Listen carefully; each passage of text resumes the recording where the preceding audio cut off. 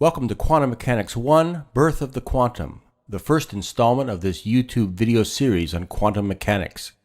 The word quantum might bring to mind exotic phenomena, such as particles having wave properties, electron clouds and atoms, esoteric particles and processes associated with particle accelerators, and spooky science fictionist scenarios like quantum teleportation. But if you want to understand why quantum theory is necessary, you need look no further than an incandescent light bulb. Near the end of the 19th century, the electric light was revolutionizing society, based on the seemingly simple process of using electric current to heat a filament until it glowed. The underlying physics was actually not well understood. Most of the energy was emitted outside the visible range of wavelengths, severely limiting efficiency. The general problem of understanding the relation between temperature and the variation of light intensity with wavelength is what gave birth to quantum theory. The hero of our story is Max Planck, who began studying physics in 1874.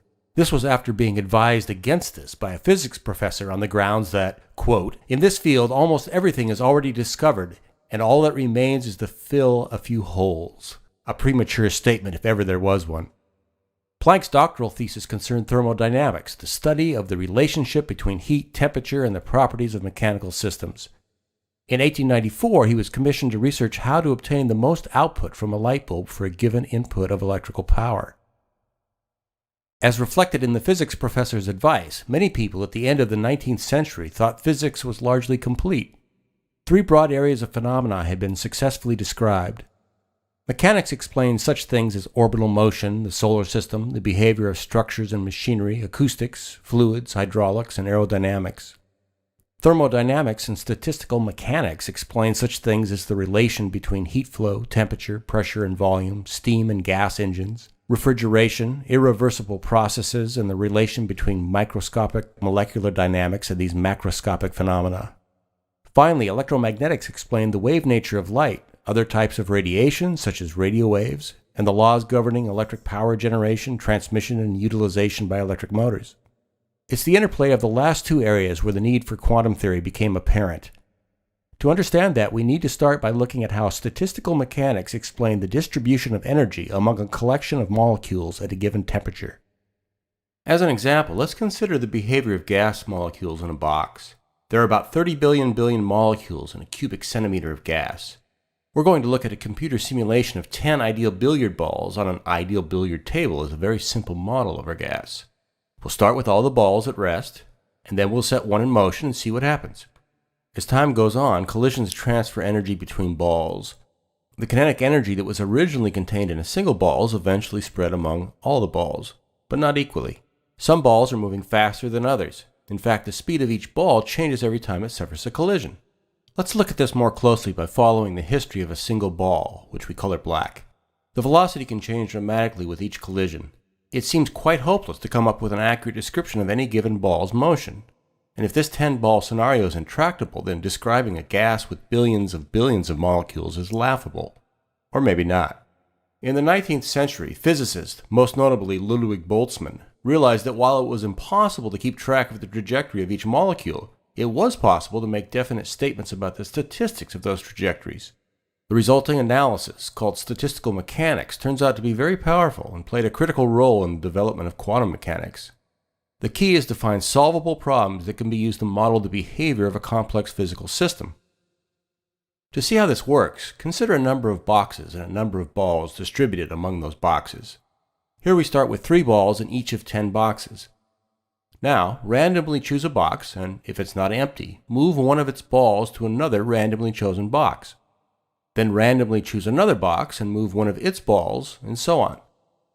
After doing this many times, is there anything you can say about the distribution of the balls among the boxes?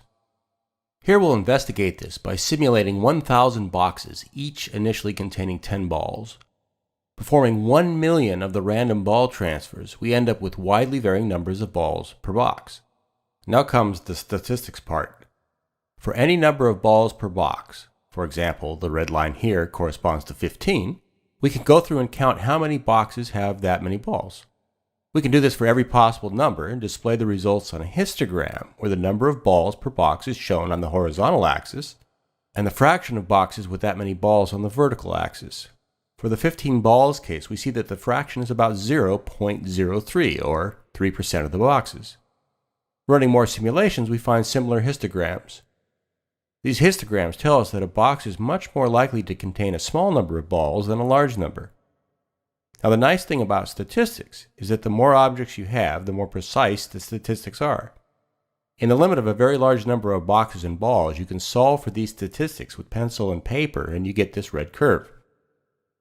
Here's the result. In the limit of a large number of boxes, n, and a large average number of balls per box, m, the probability that a given box will contain little n balls is 1 over m times e to the minus n over m, a decreasing exponential distribution. Again, the average number of balls per box is m. Okay, so what?